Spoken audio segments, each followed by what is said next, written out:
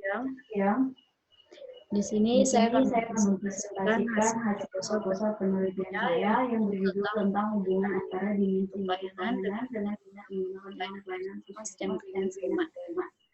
Tapi sebelum itu, perkenalkan saya pelayanan provinsi NIM 17110002. Di sini sebelum itu saya menjelaskan tentang latar belakang. Saya ambil puskesmas. Para peneliti puskesmas adalah suatu unit pelayanan kesehatan yang merupakan ujung tombak dalam bidang kesehatan dasar. Pemerintah mengembangkan puskesmas dengan untuk mendekatkan pelayanan kesehatan pada masyarakat. Memang sebagian besar masyarakat masih tinggal di daerah puskesmas diharapkan memberikan pelayanan kesehatan yang mampu memberikan sesuai dengan standar dan provinsi. Yang ketiga di sini menurut Dinkes Dinas Kesehatan tahun 2017 berdasarkan data pasien rawat inap di provinsi tahun 2017 bahwa jumlah kunjungan pasien rawat inap paling rendah di Kabupaten Sleman yaitu 147 orang. Yang berarti 24,5%. Sedangkan Dinas Kesehatan Sleman tahun 2018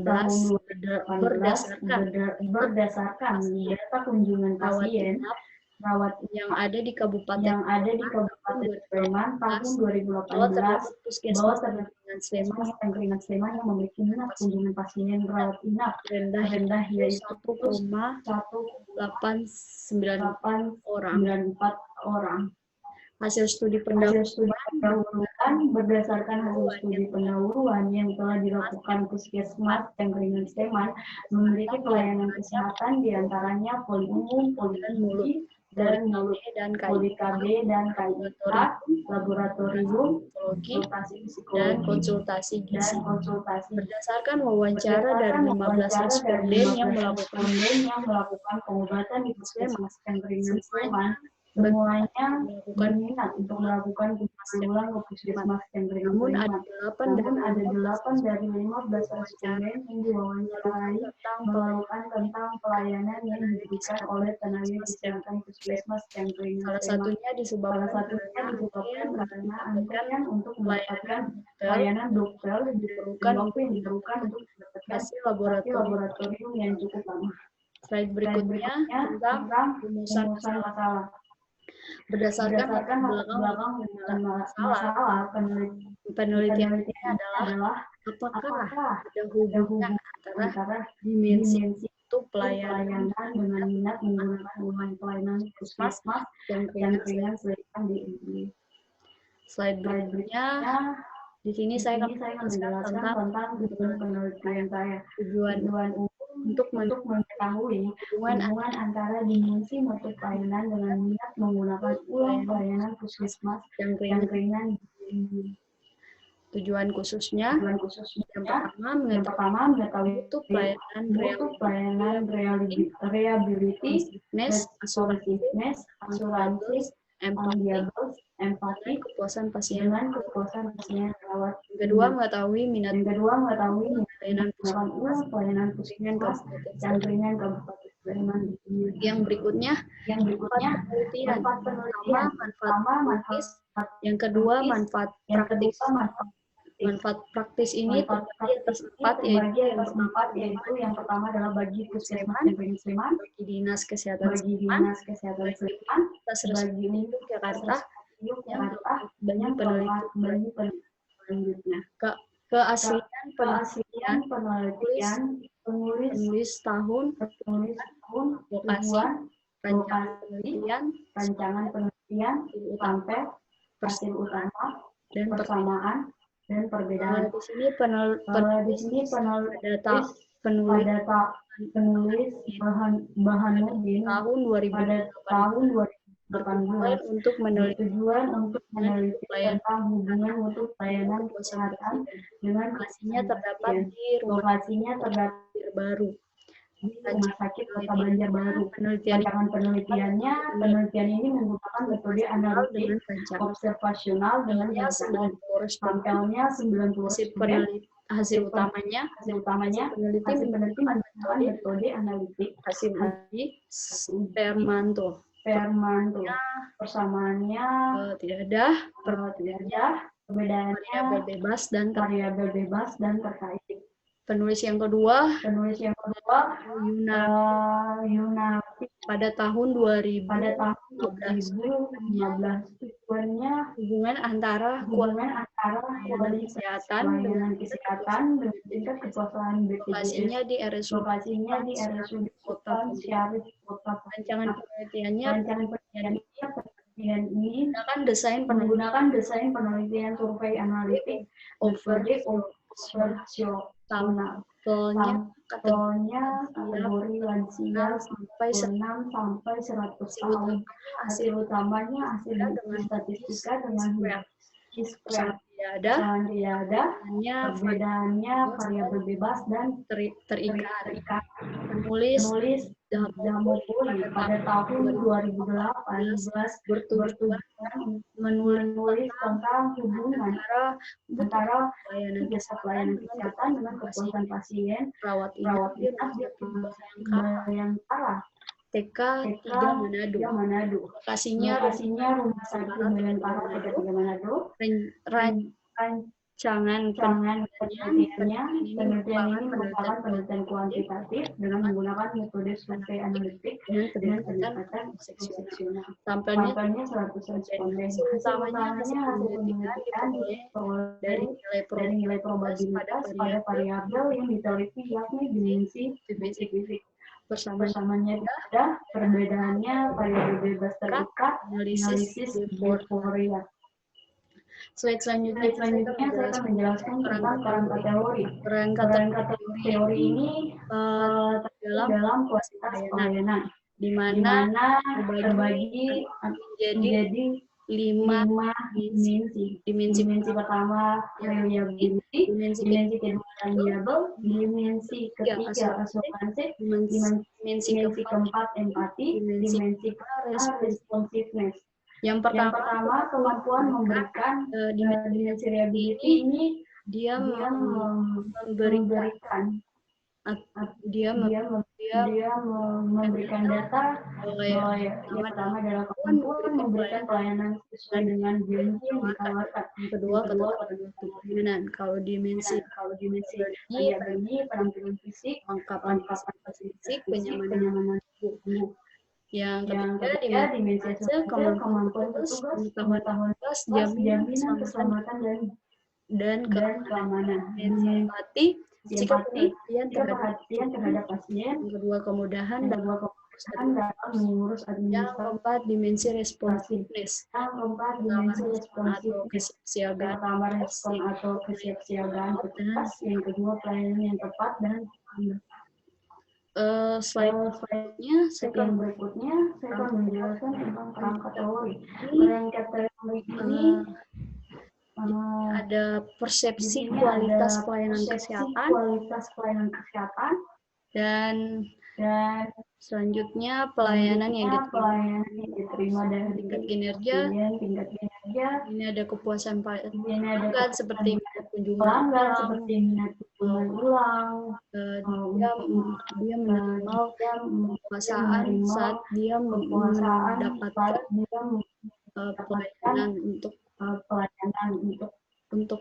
mendaftar ulang di Mas yang ringan dan harapan pasien terhadap pelayanan tingkat slide berikutnya saya menjelaskan tentang variabel bebas itu dimensi kualitas pelayanan kesehatan. Yang pertama reliability yang tadi saya sebutkan slide nomor 10, kehandalan.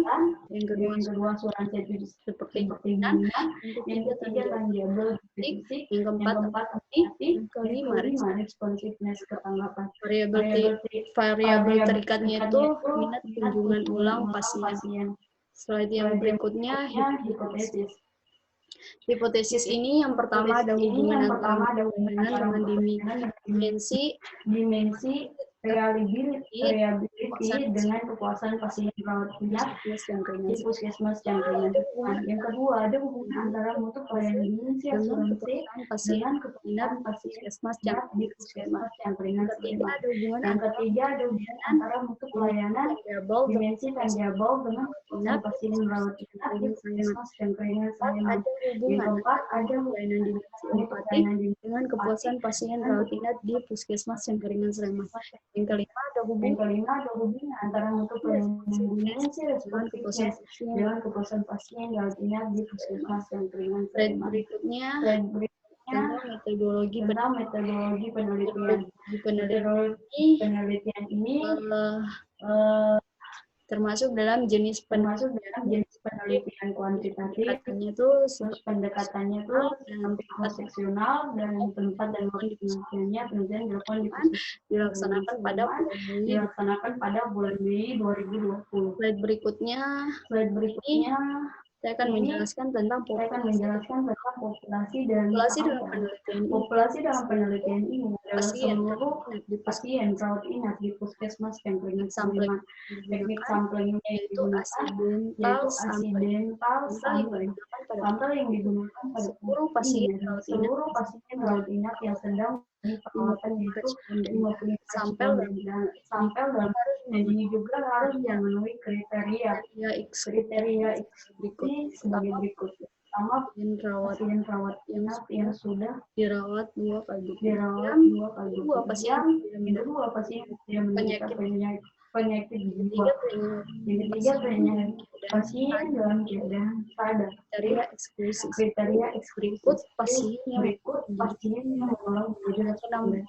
Yang berikutnya variabel dan definisi operasional. Variabel dan definisi operasional termasuk dalam mutu pelayanan keseluruhan bentuk pelayanan meliputi berhubungan dengan kemampuan untuk melakukan pelayanan ini, ketetapan waktu pelayanan tunggu pasien dan kemudahan pasien baik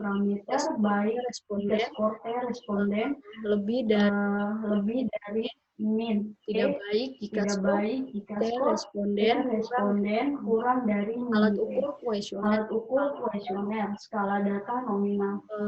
Kuesioner responsiveness berhubungan dengan ketanggapan dalam membantu pasien memberikan pelayanan yang baik lebih dari minte, tidak baik jika skor responden kurang dari minte, alat ukur kuesioner skala data nominal. Asuransi bertugas terhadap petugas jaminan keselamatan dan parameter baik skor responden lebih dari baik jika responden kurang dari kuesioner skala data nominal. Tangible berhubungan dengan penampilan tenaga medis, kelengkapan peralatan medis, kerapian keuangan dan kebersihan lingkungan, kenyamanan, parameter dari skor responden tidak baik jika skor responden kurang dari alat ukur skala data. Yang kelima berhubungan dengan penampilan tenaga medis, lengkapnya peralatan medis, kerapian kebersihan lingkungan dan kenyamanan. Parameter baik responden lebih dari tidak baik jika skor responden kurang dari alat ukur kuesioner skala data nominal. Slide yang berikutnya, sini saya akan menjelaskan tentang jenis dan cara pengumpulan data. Data primer adalah data yang diambil oleh peneliti secara langsung kepada responden. Toa Mojo tahun 2012, sedangkan data sekunder dalam penelitian ini. Peneliti memperoleh data sekunder dari kesehatan di Dinas Kesehatan Kabupaten Sleman dan Puskesmas yang Sleman. Data yang diperoleh adalah data jumlah pasien di inap serta indikator pelayanan kesehatan.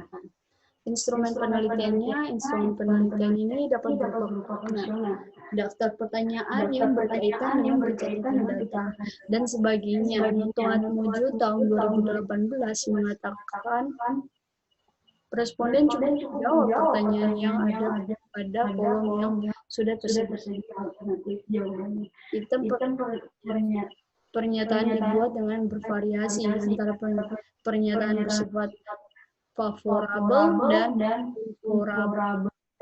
Pernyataan favorable, pernyataan yang membela objek peneliti, sedangkan pernyataan favorable, pernyataan yang tidak mendukung objek penelitian. Kalau dalam penelitian ini menggunakan metode Likert menjadi 4 alternatif jawaban penilaian 4 sampai 1 untuk pertanyaan favorable, sedangkan 4 untuk unfavorable. Cara pengumpulan data dalam penelitian ini adalah sebagai berikut.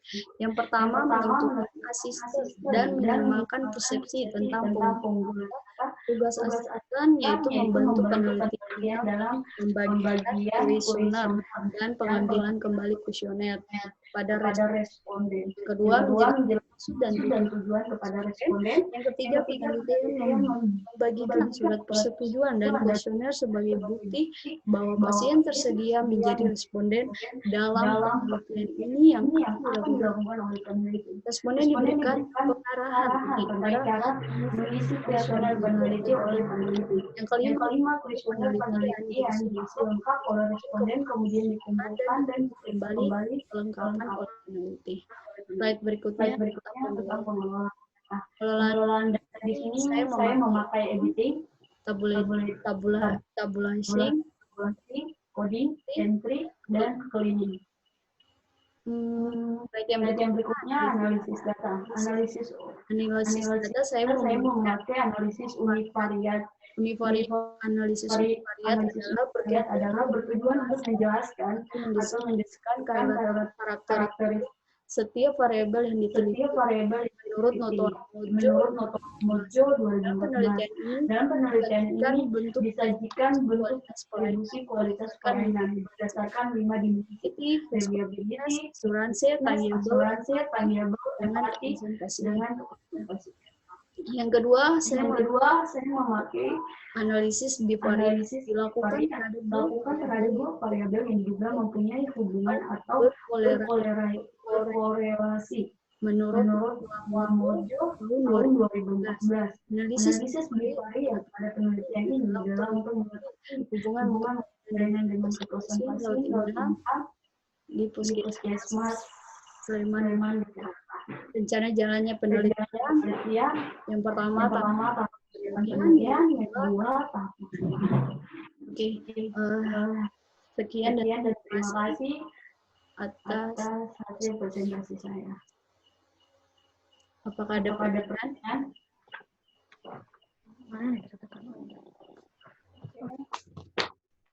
Sebelumnya, perkenalkan nama saya audionya. Audio.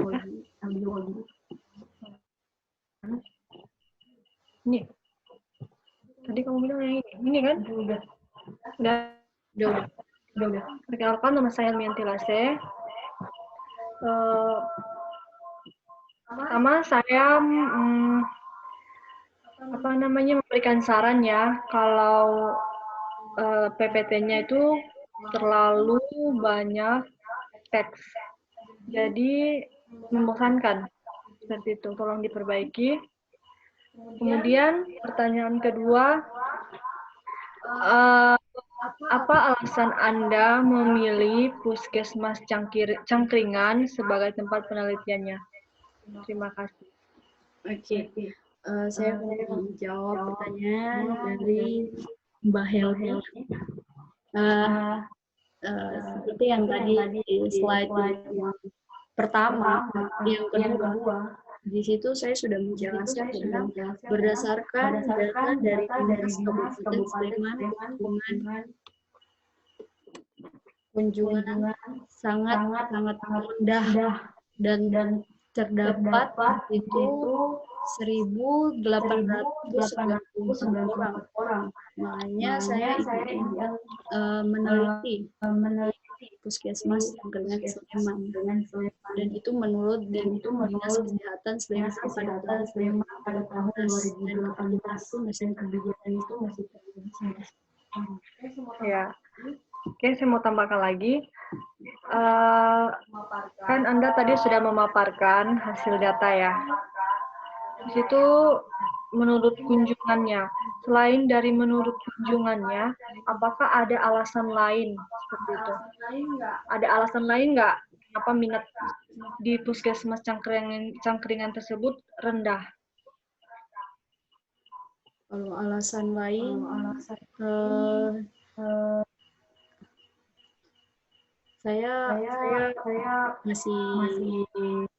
saya masih melihat data yang diberikan dari Dinas Kesehatan Sleman. Tapi kalau soal survei ke tempatnya, saya belum.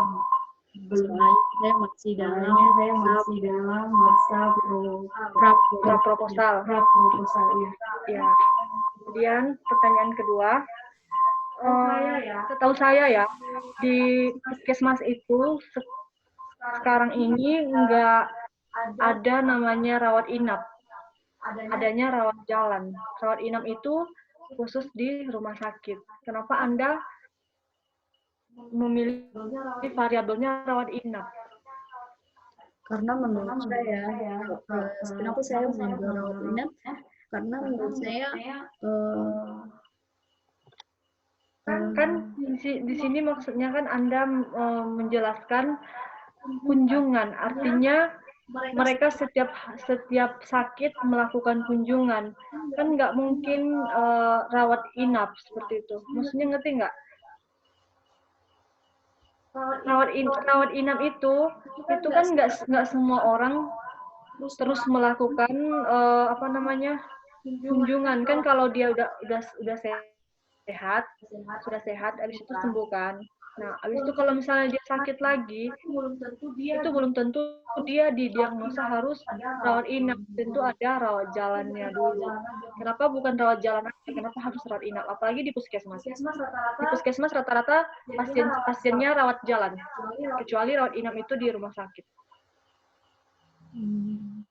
Ya, itu sebagai tambahan aja ya. Semoga ini menjadi masukan untuk Anda. Kalau meneliti di puskesmas itu seharusnya rawat jalan. Kalau rawat inap itu baru di rumah sakit pun itu ada tipenya, tipe A, B, C, D seperti itu. Baik, itu saja. Terima kasih. Oke, terima kasih atas saran dan pertanyaan yang diberikan kepada saya. Saya akan mengakhiri pertemuan kita pada Zoom dan terima kasih. Ya.